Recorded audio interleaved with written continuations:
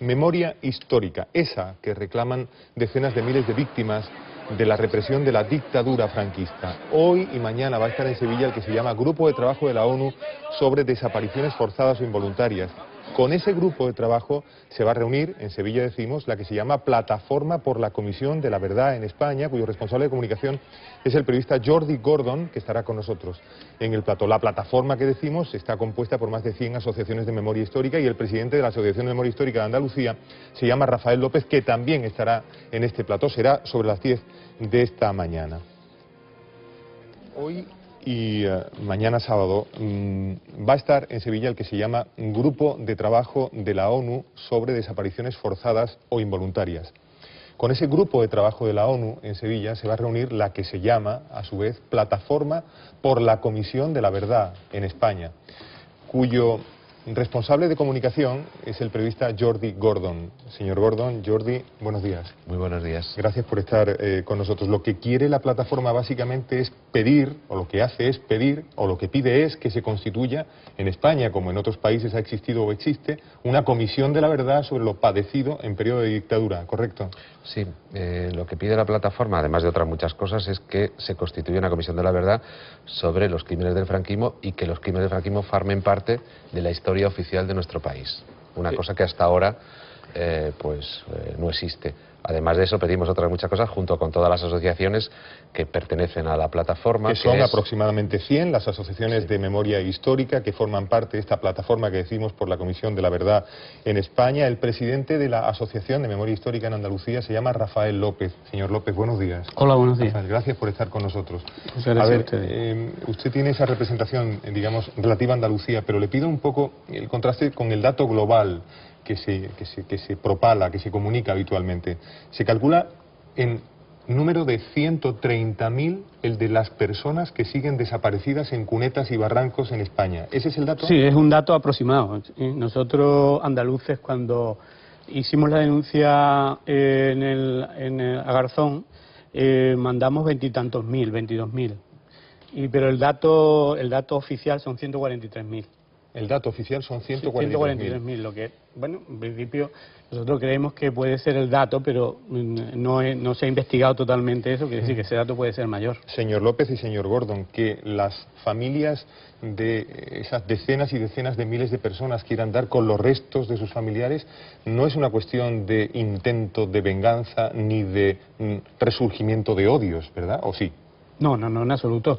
Nosotros en la Asociación de Memoria Histórica hemos abierto varias fosas y hemos estado trabajando desde hace ya 10 años, porque nos constituimos hace 10 años, y venimos trabajando en eso. Y la intención de la gente que trabaja, que la gente que está en la memoria de las víctimas, de los familiares, es que se haga justicia con las víctimas, que se conozca la verdad, que se exhumen las fosas, que en Andalucía hay 614 fosas, que se exhumen las fosas y se dignifiquen los enterramientos. Pero no hay ninguna intención de revancha ni ese tipo de cosas. Eso parece más un discurso de otro calado.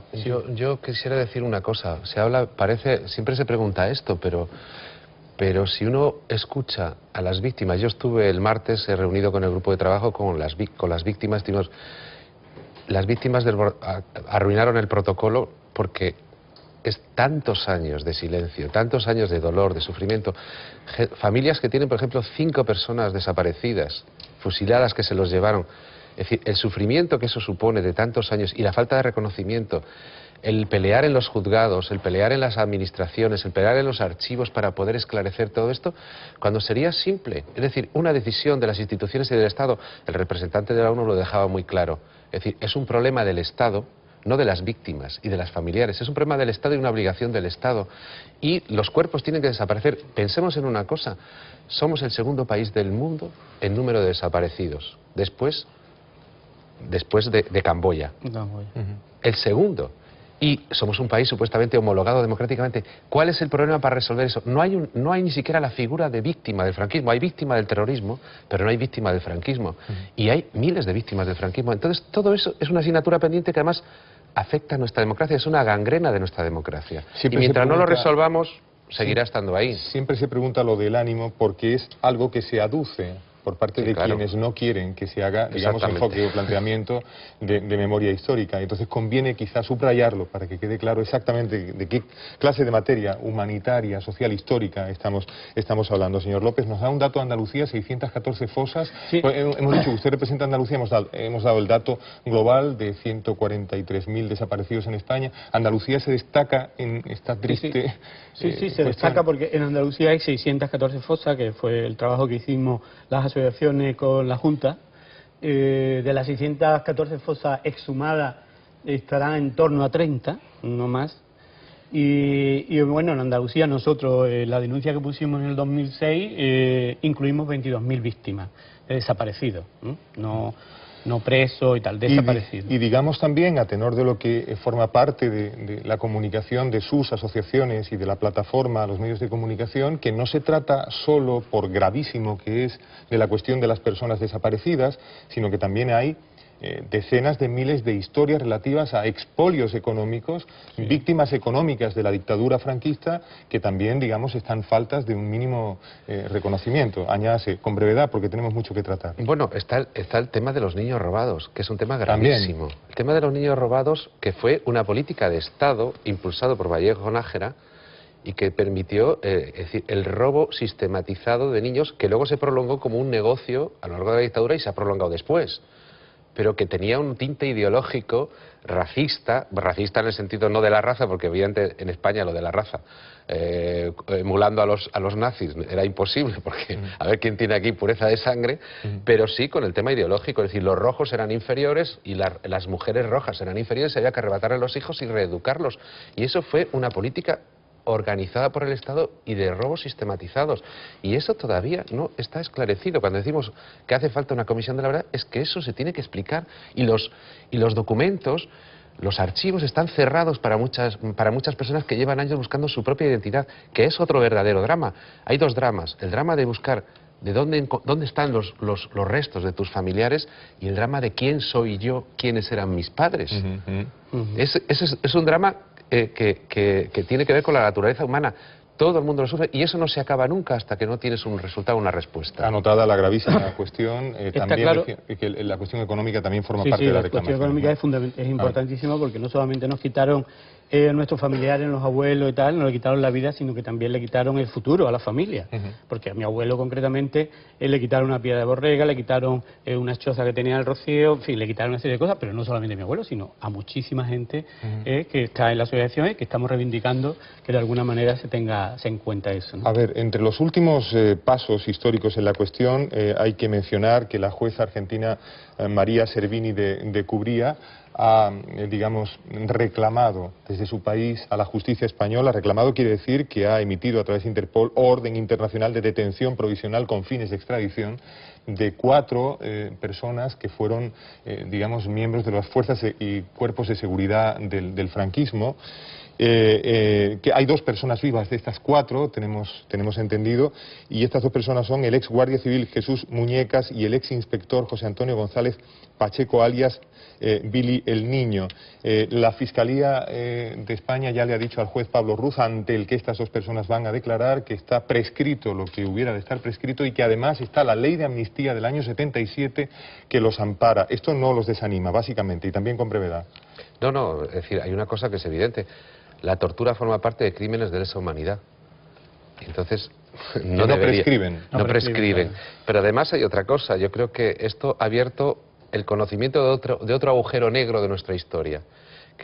¿Cuánta gente en nuestro país sabe la existencia de la policía política franquista, la Brigada Político-Social, que se creó en el año 41 y que fue el símbolo del terror hasta más allá de la muerte de Franco? Yo he recogido testimonios de personas que en el año 75, con 19 años, fueron torturadas de una manera brutal y que hoy todavía viven las secuelas de esas torturas. Tienen tratamiento psicológico, sufren insomnio, tienen pesadillas todas las noches, etcétera, porque les sometieron, por ejemplo, yo tengo el testimonio de una persona que la recuerdo ahora perfectamente, con 19 años es detenido, le hacen un simulacro de ejecución, lo bajan del coche después de detenerlo, le disparan varias veces con balas de fogueo, pero no juegan con él en la Dirección General de Seguridad, en la Puerta del Sol, a la ruleta rusa.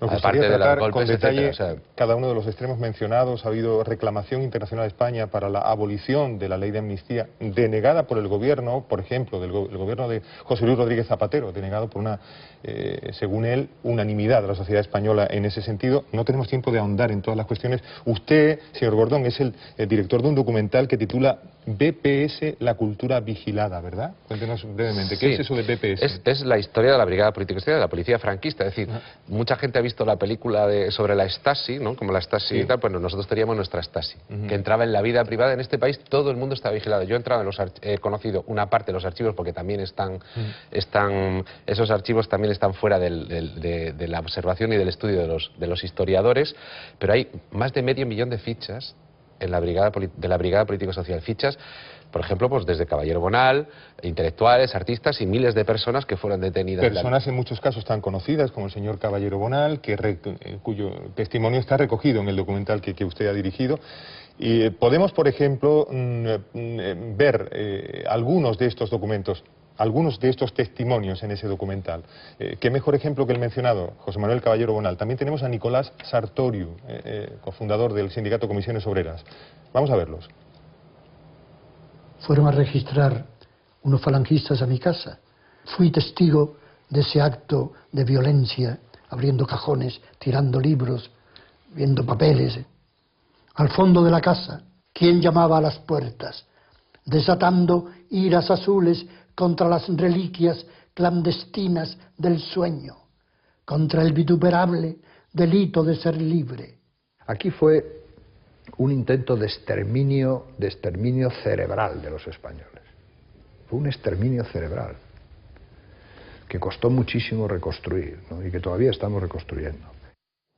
Además de muy conocidas personas vinculadas a la cultura. BPS, la cultura vigilada. Hay un testimonio que podemos añadir esta mañana, que es de una persona admirada en toda España, uno de los principales periodistas de nuestro país, por fortuna nuestra, habitual colaborador también con Tertulio, es Paco Lobatón, que precisamente tuvo su experiencia de maltrato con la persona que hemos dicho, José Antonio González Pacheco, alias Billy el Niño. Hemos tenido ocasión, aprovechando su paso por esta casa, de recabar también el testimonio de Paco Lobatón.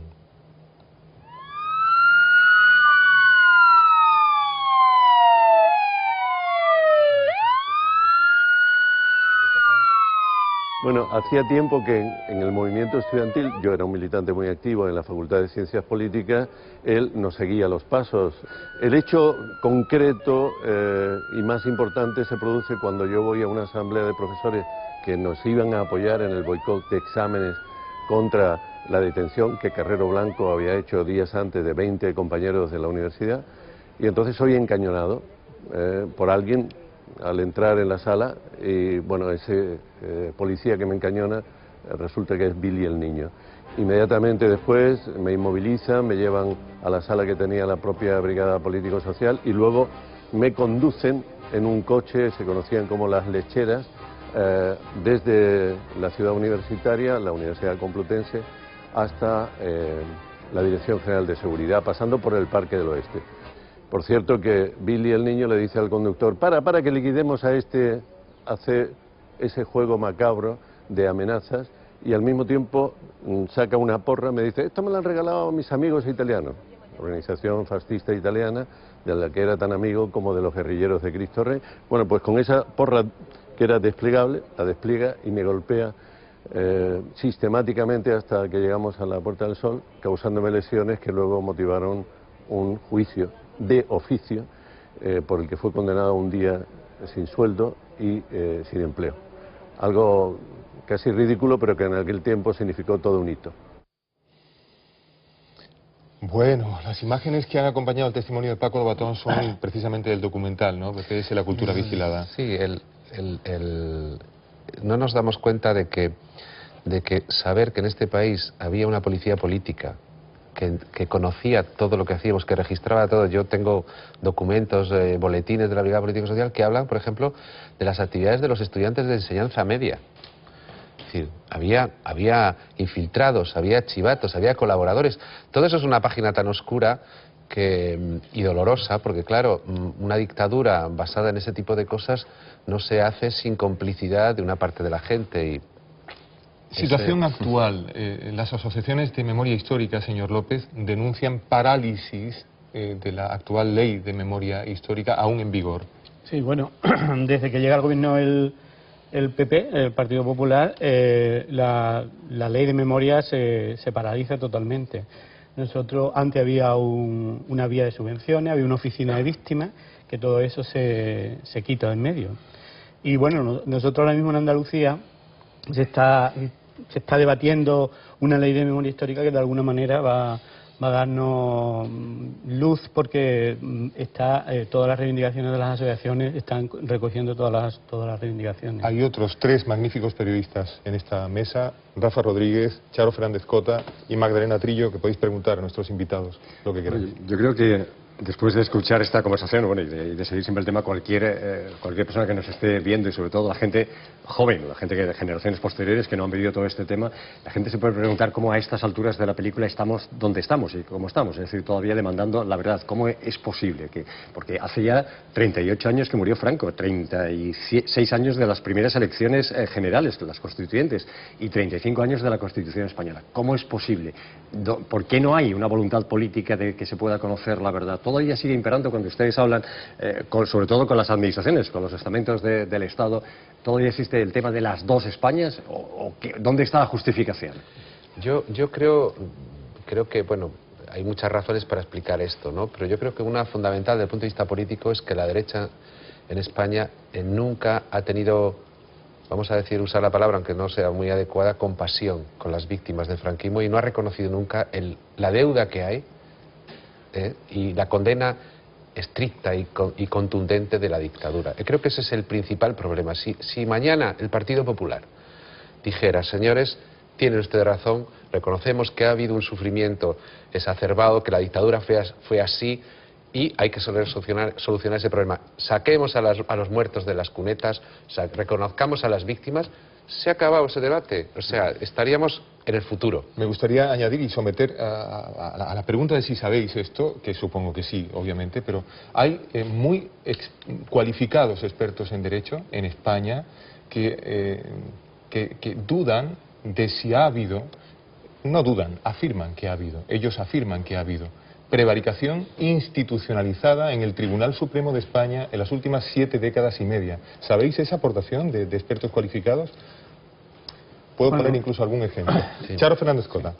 Sí, bueno, es que claro, hay 2 temas distintos, ¿no? Uno, lo que sería la represión y la desaparición hasta la muerte y las fosas comunes, y otro, lo que sería el Estado vigilado que supuso para los demócratas el franquismo, ¿no? Pero bueno, yo por otra parte no creo que tampoco sea una cuestión de izquierda y derecha. Yo creo que la transición hizo que extendiéramos un manto de silencio, porque el olvido era la manera de ponernos de acuerdo, ¿no? En Andalucía lleva 30 años gobernando la izquierda, y en España la derecha ha gobernado, esta es la 3ª legislatura, con lo cual en tanto tiempo no creo que sea solo. Hay otras connotaciones, pero bueno, yo me voy a centrar en lo que sería la situación además, de los Charo, perdón por subrayar lo que estás diciendo, el último no de España a la petición de abolición de la ley de amnistía del 77 lo pronunció José Luis Rodríguez Zapatero, presidente del gobierno entonces, y lo hizo en Nueva York. Perdón, adelante. Que creo que es más complejo que eso, pero bueno, yo me querría centrar en lo que es el testimonio de los que fueron víctimas de la represión hasta el asesinato. Y hablaba usted antes de su abuelo, Rafael, y a mí me gustaría que nos contara el caso de su abuelo como testimonio de lo que pasó, ¿no? Como puede ser el ejemplo de esas 22.000 víctimas de las que usted mi abuelo es uno de tantos, desgraciadamente, que fueron fusilados aquí en Andalucía. Vivía en el Rocío, imaginaros el Rocío en el 36, el Rocío actual, el Rocío del 36, y mi abuelo simplemente, bueno, era un defensor de la República y era socialista, y eso le valió la muerte.